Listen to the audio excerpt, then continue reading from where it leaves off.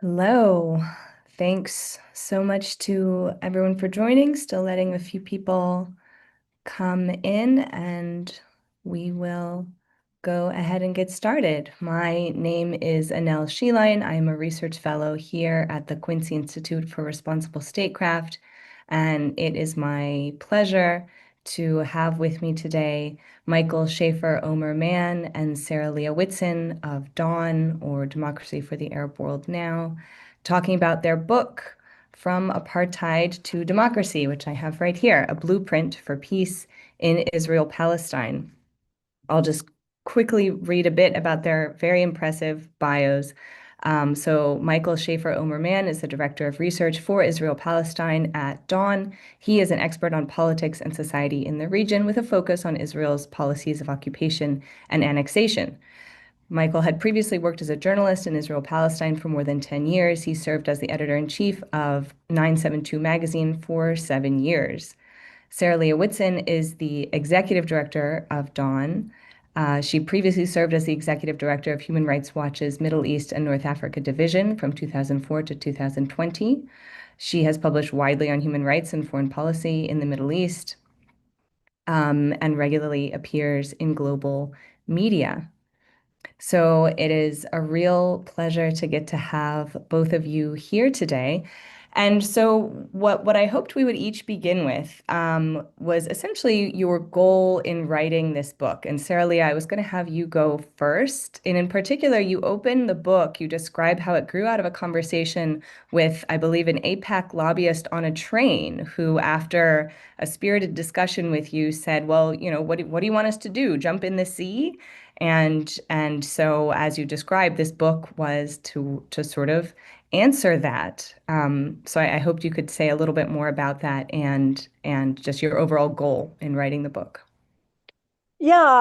So Mike and I, as a human rights lawyer and journalist investigators, have been on the side of investigating and documenting facts, documenting abuses, criticizing governments, including Israel's or the Palestinian Authority, for abuses. But what that conversation made me realize is that we're stuck. We're stuck in terms of articulating and advocating a path forward to end the abuses that are underway, that have now reached catastrophic proportions with the genocide of the past 2 years. We first spent some time trying to figure out if anyone else had a plan. We know that there are those who advocate for a one-state solution, some who advocate for a confederation or a binational state. And we know as well that the two-state solution under the Oslo process is dead, and it's been dead for a long time. And in the past couple of years, people have written books talking about how dead it is. And yet, policymakers continue to talk about the two-state solution as if there is a viable pathway to getting there. Since the Gaza war, the question of a pathway for Palestinian statehood, a pathway for resolving the conflict, has emerged, but nobody has actually articulated what that can look like, what that should look like. And so we ended up on realizing that there was no path forward, that we needed to come up with one, that it was important for the international community to have a plan to replace the dead Oslo process, to provide policymakers, advocates, the international community, Israeli Jews, Palestinians, with a vision of how they can crawl out of this deep, dark hole of destruction that they've been occupying in one capacity or another for decades. And, that's how we came up with the blueprint, which is an extremely detailed approach. And what we hope is to ignite and stimulate discussion and conversation about the plan we're presenting. But if people hate it, then ignite a conversation about a different plan or a new plan. But the main goal is that we understand our responsibility to actually come up with a plan with a benchmark, with the goalposts of a way forward, and not succumb to the status quo of permanent occupation that the Israeli government is only too comfortable to have in place while it continues the drip, drip, drip of annexation and settlement expansion. Thank you. Yes, I think that that is very clear from the book itself, which does offer this very concrete set of steps.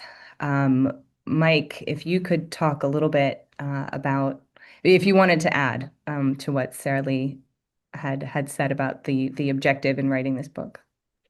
No, I think she laid it out pretty clearly. Yeah. Fair enough. Um, So as Sarah Lee, as you just said, a key premise of the book is to try to move past the Oslo process, which failed so miserably. And crucially, you identify two critical errors that you view as central to the failures of Oslo. One was attempting to resolve political questions of governance and land borders before remedying Israel's ongoing crimes. And the second was seeking to resolve these political questions without the legitimate consent of the governed. Mike, I guess this now turns to you. Could you say a little bit more about those two errors?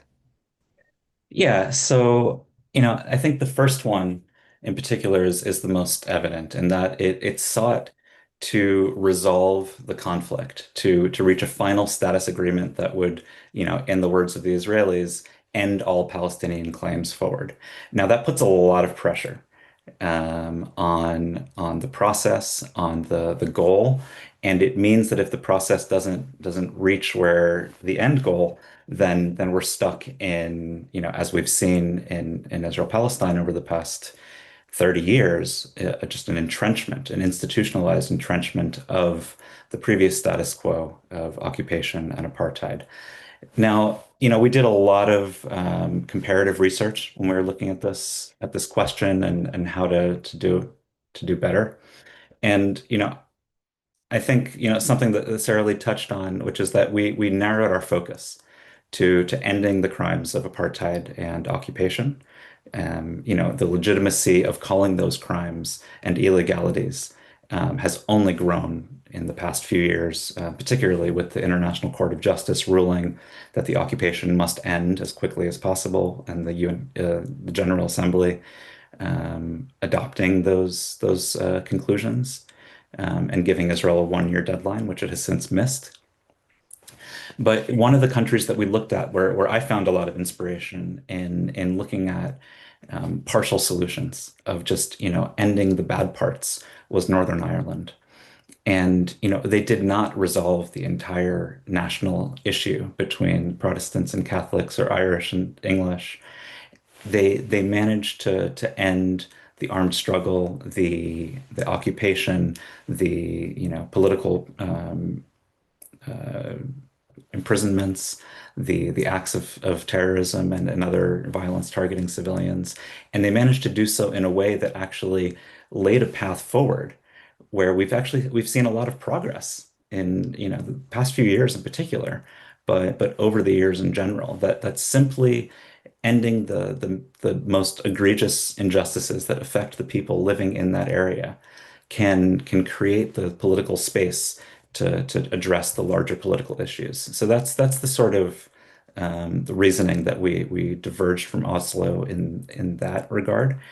When it comes to legitimacy, this is a little more complicated because diplomacy happens in many different ways, and here we are, two people writing a plan, that we hope will be adopted by policymakers and people around the world. But that our process was not necessarily democratic. Also, we did consult 100 stakeholders in Palestine, Israel, and around the world, and experts in building this. And we, as I mentioned, we did the comparative research, but ultimately, this type of transformation is something that has to happen with the consent of the people living who are affected by it.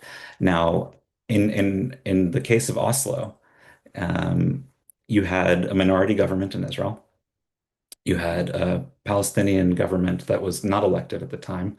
The PA elections, the entire Palestinian Authority came as a part of Oslo, which led to parliamentary elections. Before that, you just had the PLO, which was a revolutionary or liberation movement.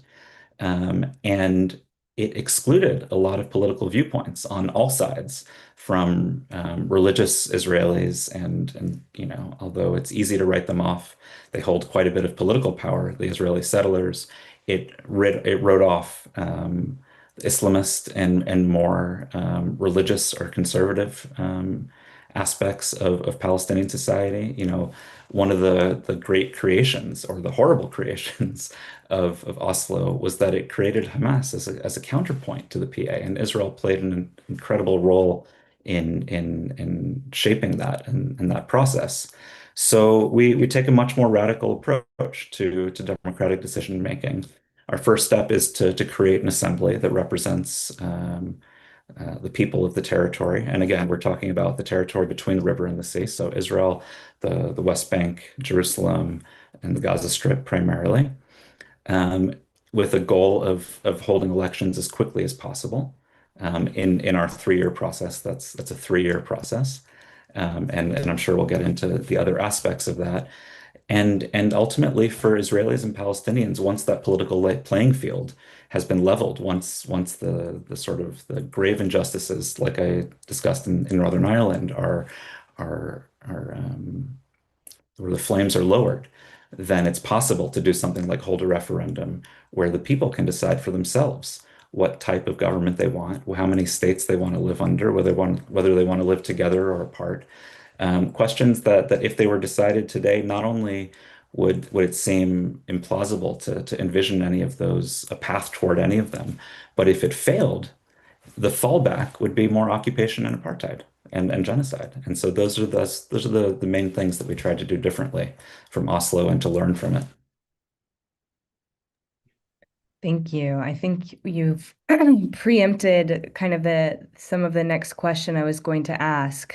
But it may be worth drilling down on, and maybe for Sarah Leah to to get into, because one of the things, much of the book itself is about this blueprint, these sort of like 9 steps for undoing apartheid. It's a reform of the institutions, of occupation, and to establish equal rights for all people between the river and the sea, such that it is then possible for them to move forward. And as you said, the example of Northern Ireland being another place where this, by allowing some remedy of injustice, allowed that conflict to move forward.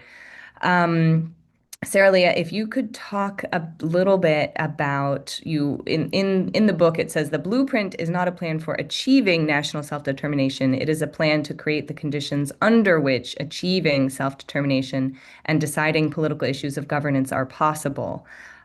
Could you say a little bit more about that distinction? Yeah, so I mean, and carrying on for picking up from where Mike left off in terms of representation and legitimacy, which is very much tied to the question of self-determination.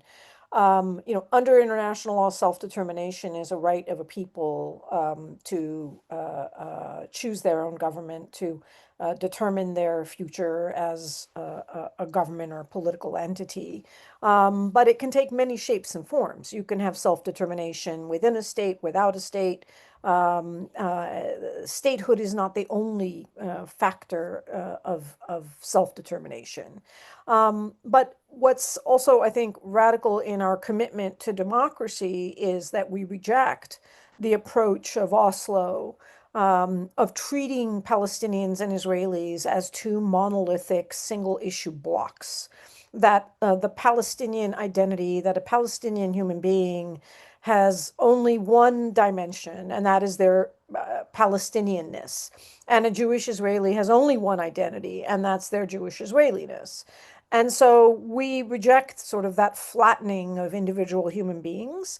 We reject their assignment to an identity block that they cannot move out of or have any sort of maneuverability within, to give each citizen, because they will be citizens of this transitional state, a vote. And we may find that some Palestinians of certain political or social values align with some Jewish Israelis, and some Jewish Israelis take a religious a community leader may align more with religious conservative Palestinians. So in that sense, we kind of reject the approach that only allows a human being to be either a Palestinian or an Israeli and to have a representative who determines their life and fate from that perspective. The second piece of it is just, what does self-determination mean and how can it be exercised? We think the most important way to exercise it is through universal suffrage, is through a vote. And that is what we are building the groundwork for. So the transitional government, the caretaker government that exists for 3 years, has the job not only of dismantling occupation and apartheid, but establishing the parameters of institutional rule that abides by rules of human rights, democracy, and equality. It treats all citizens equally. It does not discriminate on the basis of race or religion. And it creates a space where not one group is entitled to dominate or have a dominant claim on the functions of the state. And I mean, the book really not only is very incredibly detailed and sort of going through that. I mean, it was also a very useful primer for me to get a sense of the tentacles of how apartheid and occupation are maintained. I mean, it's sort of a shocking overview of the legal systems in place here that would need to be reformed and banned. But one big question I was left with was kind of how we get there. You cite William Zartman, who talks about achieving ripeness in a conflict, which requires domestic political violence and international pressure, such that the parties are no longer willing to sort of persist in the status quo. The status quo is too painful. Um, and yet, a lot of the book doesn't focus on that. It sort of assumes that, we've gotten to that point where both, where the parties to the conflict are ready to move out of our current position. And I mean, I think in particular for Israeli society, it's just really unclear to me how we get to that place. And in particular, I would add how you have been thinking about this in the context of the evaporation, essentially, of international pressure that has accompanied Trump's 20-point plan and the so-called ceasefire, whereby a lot of the momentum that had seemed to be building to hold Israel accountable to achieve something else here, a lot of that does seem to have dissipated. So that was my big question from the book was how do we get to a place where we could actually implement a lot of what you call for here? Well, as you mentioned, ripeness is the sort of uh, main principle behind how you get there. And there are different ways of achieving that. It's never one thing or two things that happen on a fixed trajectory. It's a lot of things that align at oftentimes at moments that nobody is expecting. And of course, the fall of South Africa, of apartheid in South Africa, and the Berlin Wall and the Soviet Union are the easiest examples of how these transformative moments can come about without much forewarning, at least in ways that people were able to anticipate. Um, so that involves international pressure. And I'll get back to your point about the Trump pivot in a second. It involves, economic pressures, security pressures, and really, as you were saying, a moment where particularly those in power, but really both sides, and again to be reductive against our approach, in contrast to our approach of unflattening Israelis and Palestinians, of where the two sides really don't see a way out on their current path. So for Palestinians, that could mean, despondency with the ways that they're seeking to achieve self-determination and end of the occupation. And for Israelis who hold all the power, so far more importantly, it's, an inability to maintain normal lives from a security standpoint or an economic standpoint or from international isolation or, probably all of those things combined with diplomatic pressure and sanctions. Now, with regards to Trump and the dissipating pressure, it's I think a little too narrowly focused to look at this exact moment, both because the past 2 years have been so transformative in Israel's relationship with everything and everyone.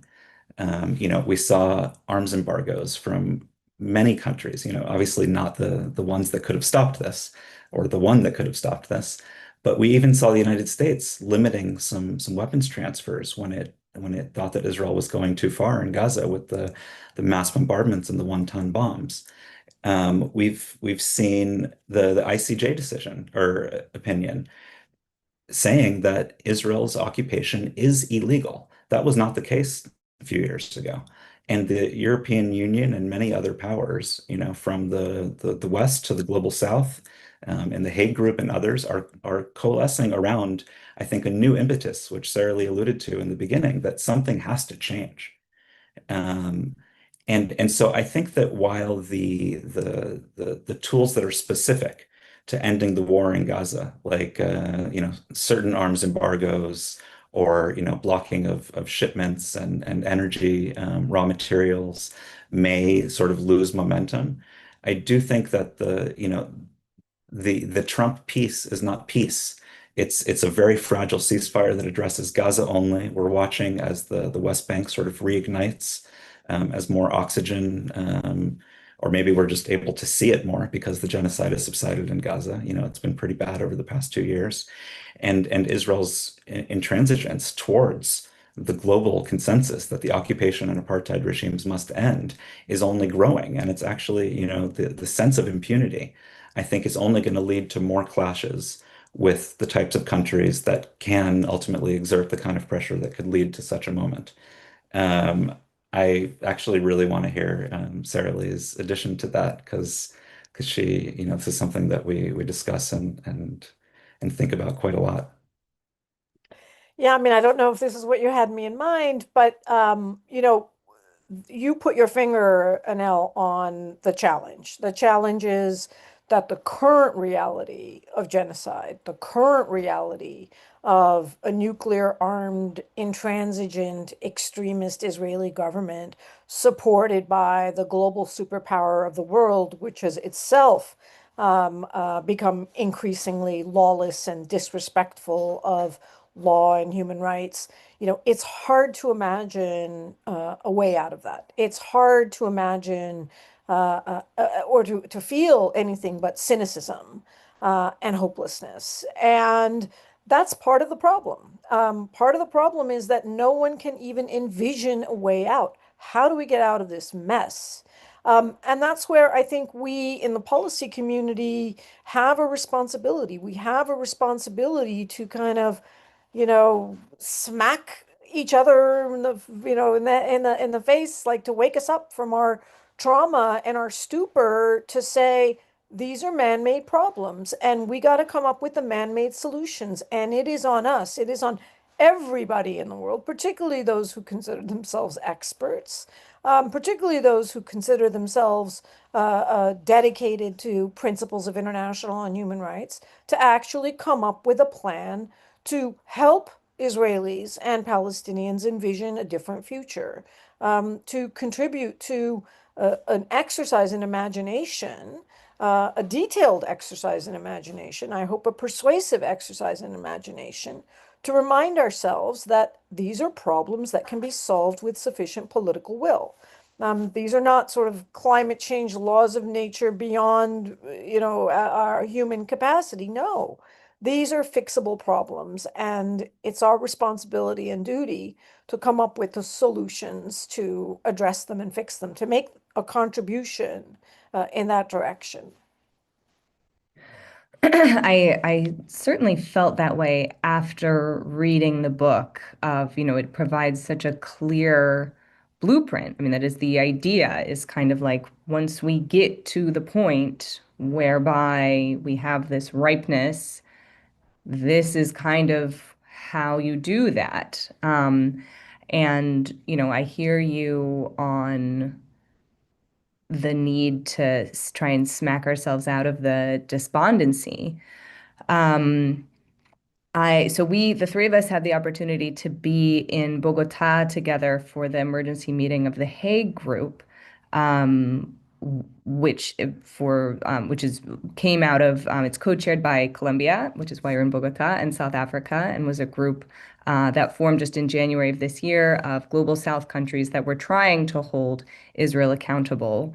Um, and I'm going to put you on the spot to ask you both to maybe say a little bit about what role you see there, which is somewhat outside the frame of the book, but given that we were all there together, and in particular in this moment, whereas as we've acknowledged, the narrative that there's a ceasefire, those that enable the status quo are really doing everything they can to try to pretend like now things can all just kind of get back to normal now. So anyway, I would love for you both to talk about those kinds of efforts, and what you see moving forward. Mike, you gonna go or? Sure.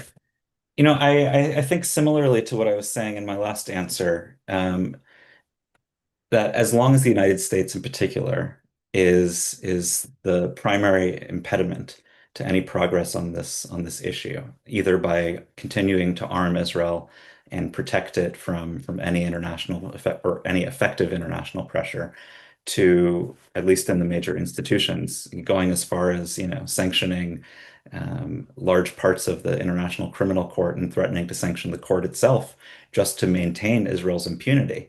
That the role of not just the global South, but really every other country in the world is to maintain that pressure, is to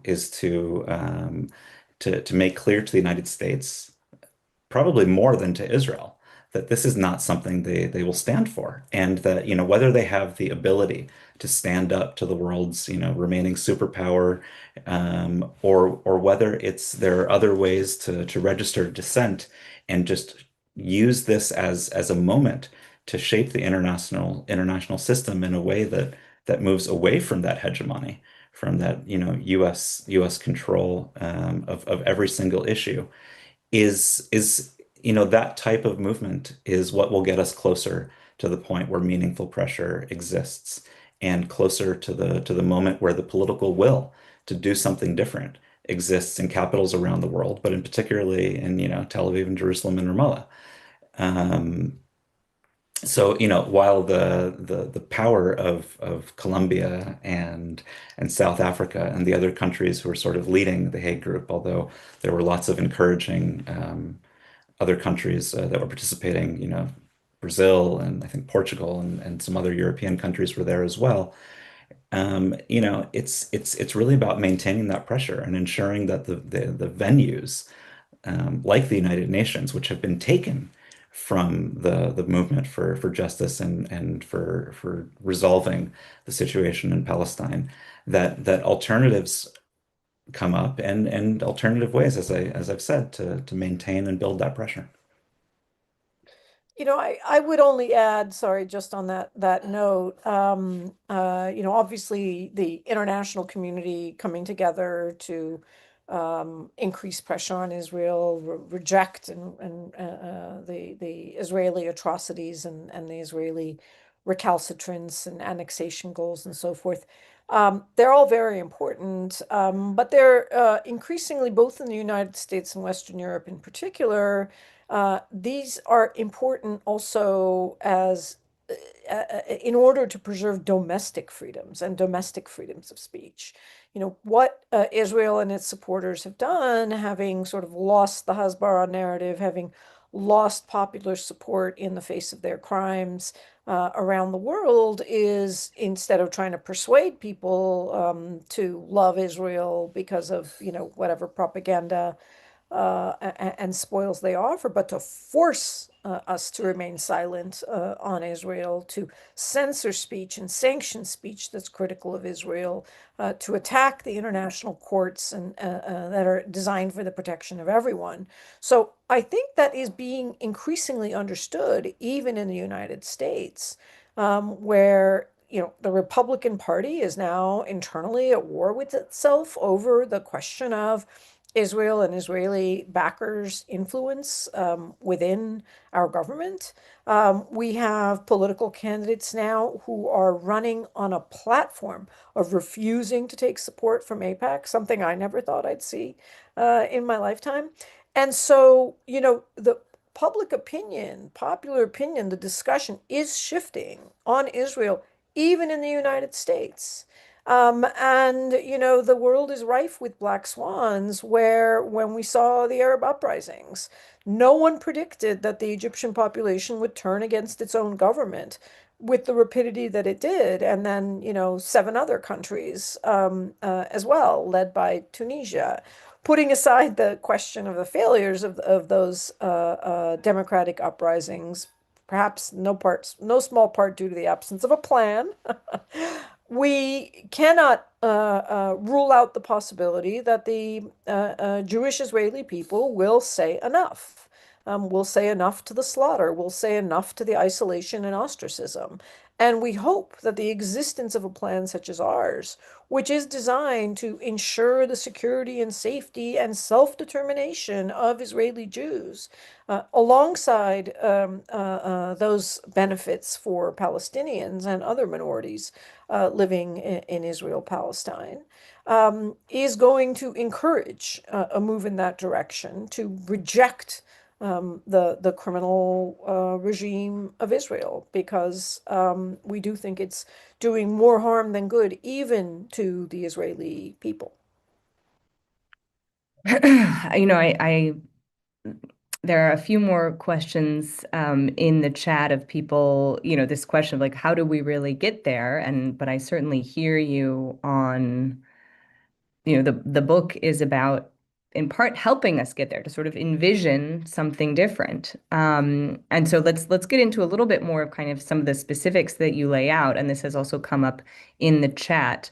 What to do about the right of return and the Palestinian diaspora? How do you address that thorny question that was, to my understanding, just sort of sidelined in the Oslo, it was going to be addressed in the future point of Oslo that was never achieved.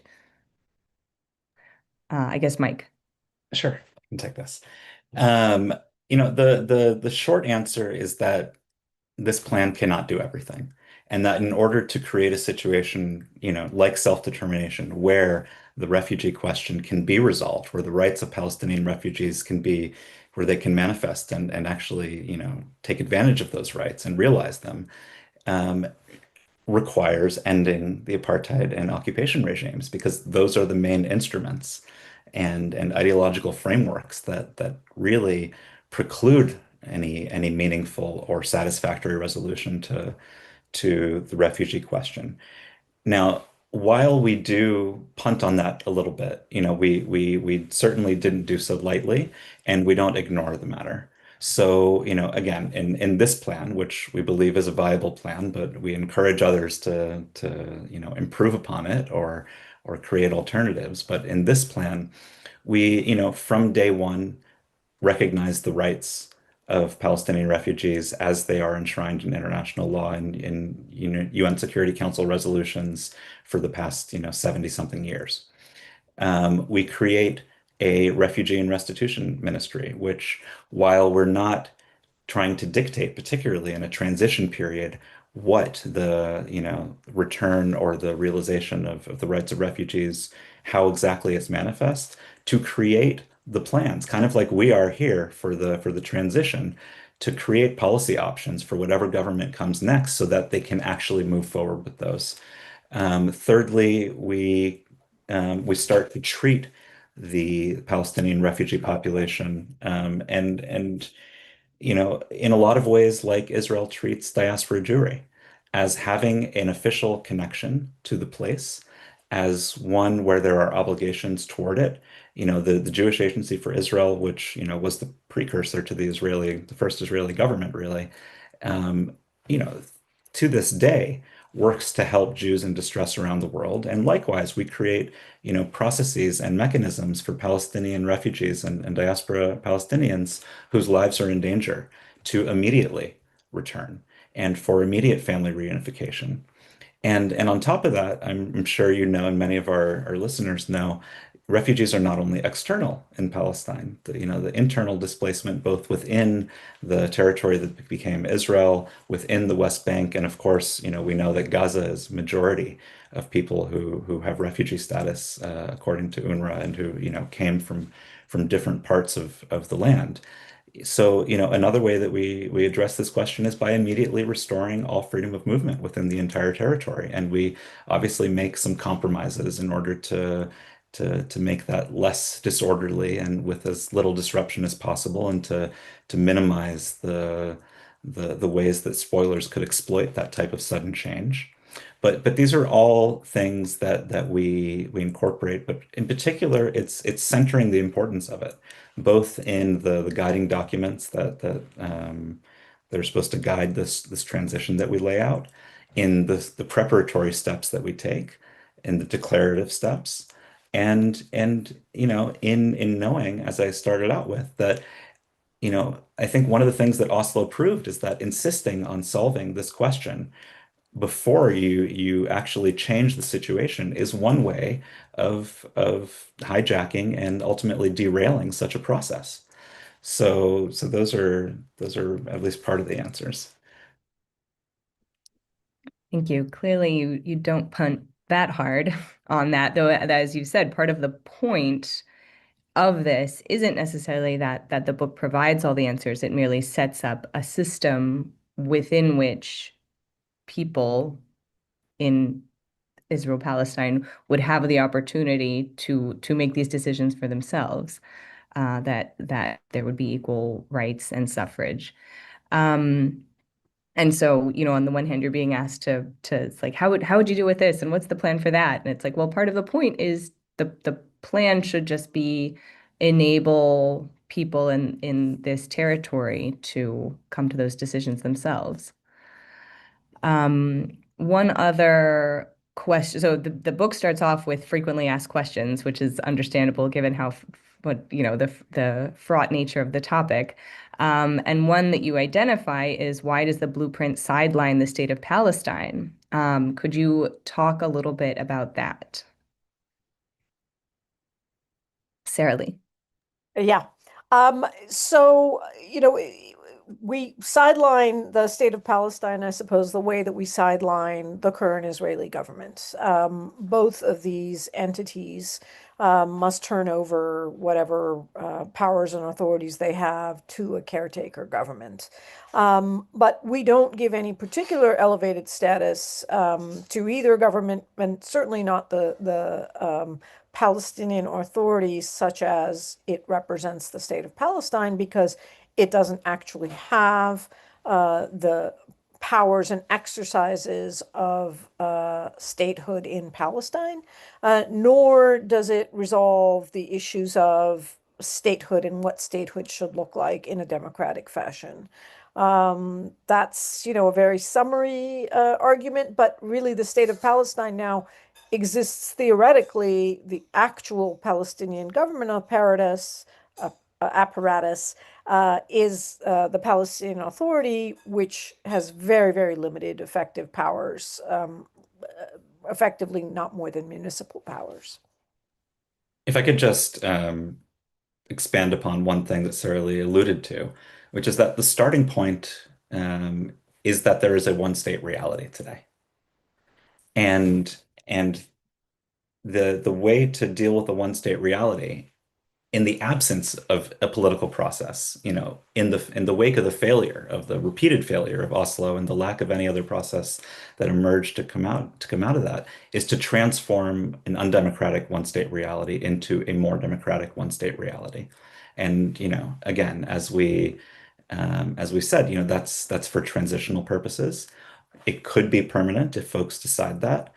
It could be temporary if, Israelis and Palestinians in whatever configuration they configure themselves decide that, you know what, we actually do want a two-state solution, in which case the state of Palestine reemerges. But the point is that both have to sort of come together or be consolidated under a transitional government in order to really dismantle the systems of apartheid and occupation that make anything like that possible.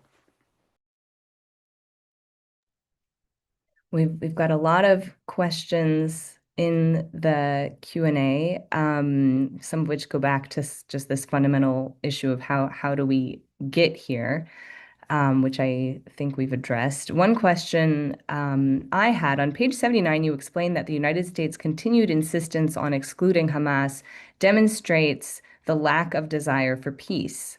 I think this is a really crucial point, but could you say more about it? I'm So, not remembering the context of that sentence. I'm hoping Mike does.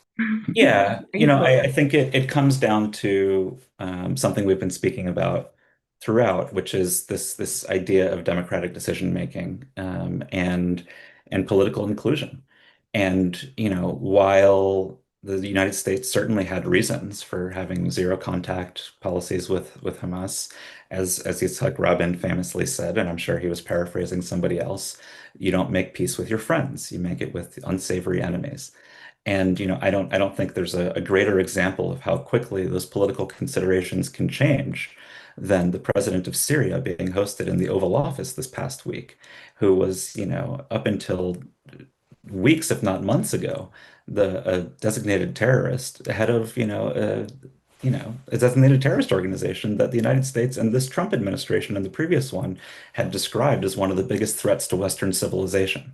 So, I think when you want to achieve something differently, you look at the partners that you have and see how you can include them or work with them.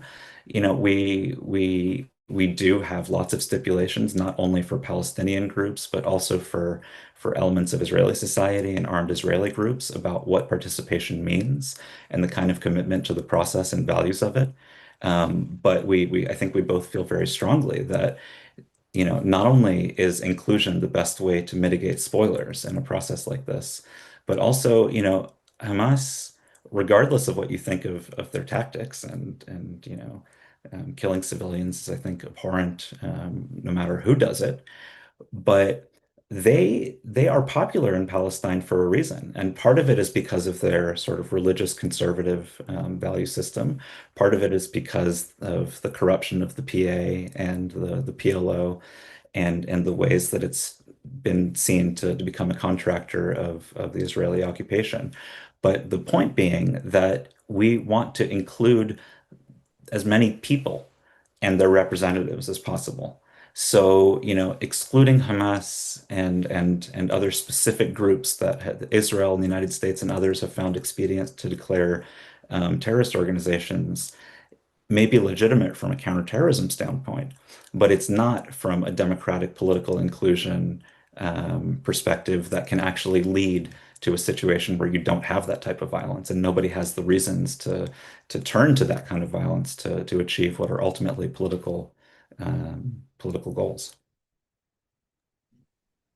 Thank you. We did have a question of if we could just outline the 9 steps quickly, just to give people a little bit of a better sense of what exactly the plan calls for.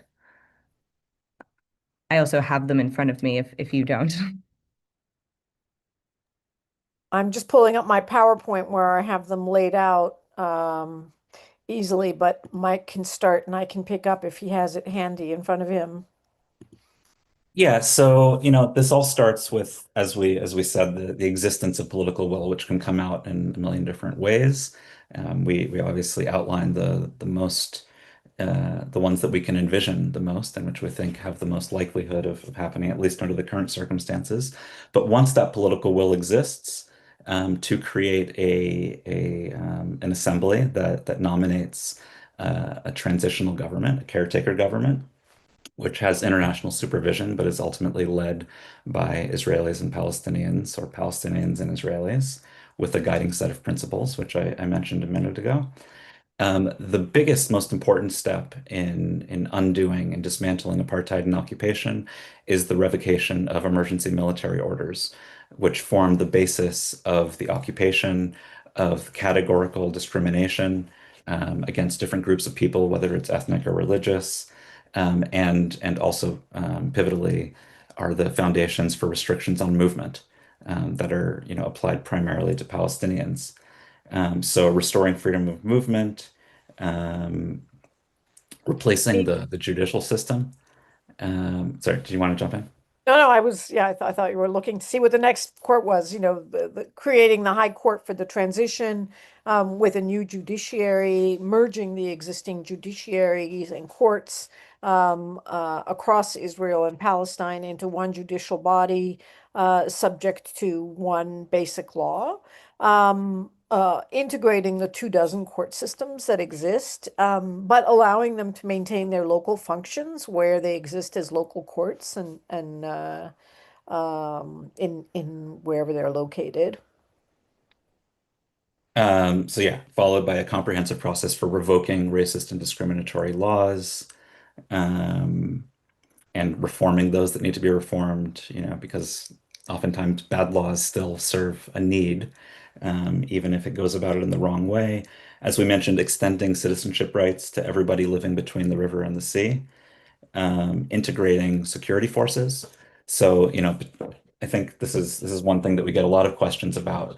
This means, first of all, implementing a sort of posse comitatus where the military is forbidden from acting in law enforcement capacities within the territory.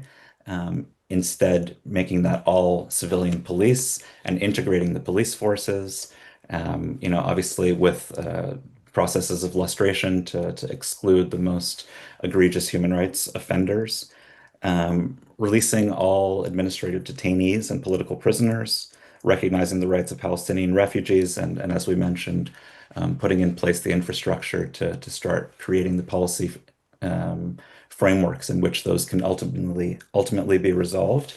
And then at the end of the 3 years, holding elections for an actual democratic government. We approach this from a consociational standpoint, not because anybody thinks that's a great system, but it's because it's, at least compared to the situation that we have today, the least or the lesser of all the evils we were able to find. Um, and again, with the hopes that that leads to a referendum, um, which will have to be designed by that parliament, by that representative system, to so folks can decide whether they want to live in one state or two states or a confederation or some other configuration we haven't thought of. And, we gave a great deal of thought to the process of disarmament, demobilization, and reintegration. And, achieving that in the wake of the genocide, is even greater challenge than when we started reading this book. At the same time, we do not want to undertake a process of excluding every bad actor, who, as part of their participation in the security forces, armed groups, carried out crimes, because then you end up having too wide an exclusionary process, and leaving probably not enough security forces in place to protect and provide the security of the population. But we do require people to vow their commitment to the basic law, to the principles of equality, democracy, and human rights, to the purposes of the transitional government and the mission of the transitional government. I think where we see the greatest risk, is in spoilers, is in the disarmament process. I think nearly every peace process around the world has had the challenge of spoilers who continue to maintain their weapons. And in places like Libya, that has successfully completely derailed any kind of meaningful transition in the country. And that's why disarmament is such a huge priority. And I think where I see the biggest risk is in the role of armed spoilers and how we can capture them, and restrain them and restrict their ability to act as spoilers. Thank you. I think just very useful to get a little bit more into the some of the specifics. And, I really highly recommend the book for those who are interested in kind of those specifics of what would need to happen. The final point I would want to make in closing, Mike and I were talking right before we began about the book Tomorrow is Yesterday by Rob Malley and Hussein Aga, who were both involved in Oslo and just came out with a book that I found a little it doesn't offer what yours offers. It doesn't really offer a pathway forward, but it does identify in great detail the reasons they were both part of the Oslo process and why it failed. And they really get at essentially the fact that Oslo was very technical and didn't get at this fundamental incompatibility that Palestinians needed justice and Israelis were trying to have security, but without ending the occupation. And although I feel like some of the questions we've gotten throughout the conversation have continued to go back to a little bit of that question. Like this book is a very useful but also fairly technical approach to kind of like a vision for how we would get there. But I wonder if you could respond to what maybe yeah, you say that, you don't get into the question of reparations or sort of some of these more fundamental sort of the emotions, the horror driving it's a genocide. Um, and if you could talk about those choices in writing the book to kind of maybe not go there. Yeah. So with respect to Robin Hussein's new book, which I have sitting to my left and haven't had a chance to read, but am aware of, one thing I've joked about with Rob is that we should do two-part book talks. Part one, the problem, what failed, and part two, our book, which is what we can do differently and how we can make this work. I don't think Oslo failed because it was too technical. And I think what we're missing today is a technical, detailed plan for how to solve the problem. I think that part of the reason that Oslo failed was its failure to prioritize ending Israeli crimes, making the ending of Israeli crimes conditional on resolving issues of borders and statehood and governance. So that is one of the principal ways that we're trying to remedy a fault or a feature defect in the Oslo process and many other peace processes that take that approach. In terms of transitional justice, one of the things that Mike and I tried to be very disciplined about, we had to resist a lot of people who were urging us to solve a lot of problems, not just transitional justice, but environmental justice and economic justice, redistributive justice. We decided that we were exclusively going to focus on two crimes as our principal highest order priorities, and those are the crimes of occupation and apartheid, and that we had one principal goal, and that was to create a democratic playing field from which the citizenry can justly and equitably make decisions about the future. In terms of transitional justice, we took a lot of learning from transitional justice experiences and experiments around the world. But the sine qua non of experts is that transitional justice must be a locally led process within the local context, driven by local actors. And they are going to be the ones who are best placed to make decisions about how they want to treat the criminals and the crimes in their societies exactly. Is it going to be just a truth process like South Africa? Is it going to be a broader accountability process like the Nuremberg trials? The victor's justice model or the trials in Argentina after the fall of the dictatorship. I mean, there's various models, but local actors don't always choose the perfectly principled positions that external human rights experts might advocate for. I mean, take a look at Colombia, the Colombian peace process that led to the government signing peace agreements with the FARC and other armed groups in Colombia was one that human rights groups externally were quite critical of because it didn't include the justice element that they wanted to see, but it's the answer that Colombians chosen, and so far it's stuck. Um, we try to build one of the critical pillars of transitional justice, and that is institutional justice. We are building the institutions that will be able to both prevent the recurrence of the crimes, but also to create a process with which to pursue truth and reconciliation and justice. So we do exclude, certainly from the participation in the security forces, those responsible for the gravest abuses. We do release from prison those who are administrative detainees or detainees under laws that no longer exist, such as ones that prohibit membership in a so-called terrorist or banned organization. But we start the process to study, examine, determine, deliberate, and recommend what a transitional justice process can look like. But ultimately, we think that answer is going to also come out of whatever state or states emerge after the transition. And we think it's a mistake to try to do everything all at once. The first thing we have to achieve is ending the crimes. The second is we need to have a stable democratic base, institution, home, from which all of the other issues can be fairly and justly addressed. Thank you. We have just a couple minutes left. So, Mike, if you had anything else you wanted to add.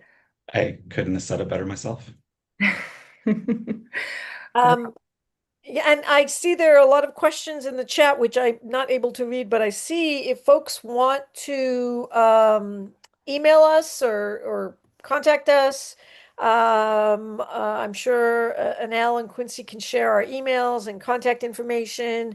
We really, really do welcome feedback. We welcome your emails and, insights, and we are very excited and open to others coming up with new and improved plans. But the main thing we want to leave people with is stop talking about the failed Oslo process. Do not assume that there is any basis for a pathway for Palestinians and Israelis right now, and take responsibility for coming up with a plan. Don't leave that out of our advocacy and policymaking and thinking. Well, thank you. In the chat, we have Sarah Leah's email address, swhitson@dawnmina.org. We can also post that. The recording of this will be available on the Quincy Institute website where you registered. And there we have Michael's email as well. We are at the top of the hour, so just want to thank you both for just such a comprehensive book. And this is really so important to offer this vision. As you said, it's not about articulating what needs to happen, but it's about empowering the Israelis, Palestinians, however they want to identify the people between the river and the sea, and giving them the tools to decide their own future. So thanks to both of you. Thanks for having us. Thank you so much.